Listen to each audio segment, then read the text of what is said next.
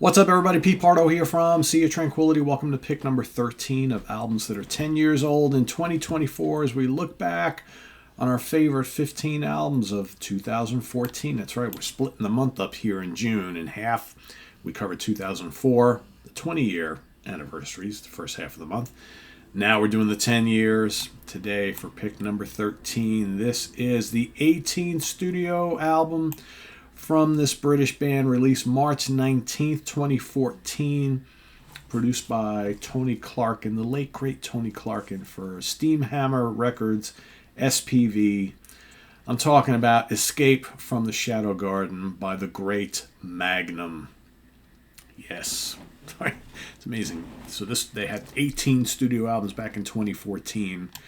I forget like the total number that they finished with. What was it, like 23, 24? I mean, they've released so many albums over the course of their career, starting in the late 70s. I mean, just such quality all the way. I mean, and let's not fail to mention and show the great Rodney Matthews album cover here. He worked on most of the Magnum albums, as I got something in my eye here. Sorry, guys.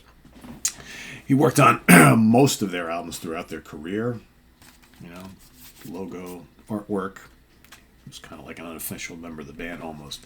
Anyway, speaking of the band and this wonderful album, you know, again, I always like to revisit these albums before I talk about them on the air, and I hadn't heard this one in a while, a few years at least. And I'm listening to this, I'm like, oh, this is a special album. But you could say that about every Magnum album, right? I don't think they ever released a bad album. And some of them, and especially the latter period ones, just so good. That's why the loss of Tony earlier this year is so huge, because he was just such the driving force of this band, such a great songwriter. This band able, they're, I don't know what you call, they're a melodic rock band, AOR band, pop band, hard rock, prog. They kind of do a little bit of everything. But man, I don't know of too many groups from the last like 45, 50 years who can just consistently deliver this music that's, hard-hitting, rocking, but also symphonic and so memorable, melodic and hook-laden. I mean, it's just, you got the big guitars, the big keyboards. You got Bob Catley's unmistakable vocals and just these soaring hooks and harmonies, like every step of the way. It's just crazy. Speaking of the band, Tony Clarkin on guitars, Bob Catley on vocals, Al Barrow bass guitar, Mark Stanway on keyboards, and Harry James on drums. And what do we have on this album? 11 tracks. Again, like most of their albums, it's roughly about an hour long. The opening track is incredible. Live Till You Die.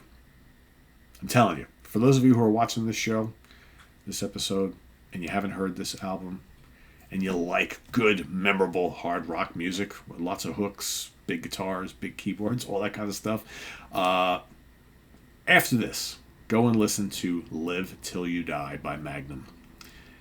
If that doesn't grab you, I'd be highly surprised, because it's just such a memorable, fun, rockin', just hooky track. It's just crazy. The right amount of atmosphere, loads of emotion. This album, for me, it's interesting how they sequence this album, because you have like all these bangers that start the album off. So you get Live Till You Die, then Unwritten Sacrifice, another kind of potent rocker, great emotion though. Falling for the Big Plan, another one. Then Crying in the Rain is a raunchy, like 80s style hard rocker. Same thing with Too Many Clowns. Then you get like Midnight Angel, The Art of Compromise, Don't Fall Asleep, and Wisdom Had Its Day. And then those four are more like, Magnum has an interesting way with doing ballads. Their ballads are like, they're very melodic, they're dreamy, but they're still hard hitting at the same time. They're just a little bit more emotional, a little more atmospheric than their heavier stuff. And like all of these like could fall in that category, but they still rock quite a bit, and they still the big riffing and just Bob's just great emotional vocals, and really really good. Then you got Burning River, which is another hard rocker, another blistering track late in the CD, and then it finishes it off with The Valley of Tears, which is this kind of like epic, majestic kind of, I don't know, kind of proggy, kind of pop, but it's it's grandiose and symphonic and all that kind of stuff. Yeah, it's just really, really good. This is a terrific, terrific album. That's also the second longest track on the album. Midnight Angel is the longest one at just over 7. Then you got Valley of Tears and then Live Till You Die. Those are all the ones that are over 6 minutes long. Everything else is about 4 or 5 minutes. So, yeah, terrific album. Let's talk about the charts. German charts, number 14. Sweden made it to number 19. Swiss charts, number 22. Pretty good over in Europe, right? That's the sad thing. Magnum were fairly well known in most of the world, especially in Europe, but here in the States, man, not so much. Scotland, Stephen and Davey getting the troops onto the Magnum albums, number 44. UK charts, number 38. The UK independent album charts, number 4, and the UK rock and metal albums, number 2. Pretty cool. Any other information here I could give you? That's about it, I guess. That's my pick for today. Like I said, if you haven't heard this, please go check it out. It is well worth your time, as any of these Magnum albums are. Let's see if I have a photo of the man. There they are. There they are. 10 years ago, circa 2014. It's a shame.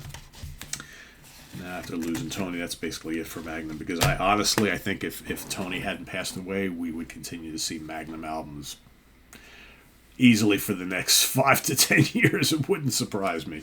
But now they have such a big catalog, so it's like we'll be enjoying the Magnum music for as long as we're all here, and that's not necessarily a bad thing. So yeah, Magnum, Escape from the Shadow Garden is my pick for today. Let us know what you think of it down in the comments below and list your pick down there as well. See you tomorrow with another one.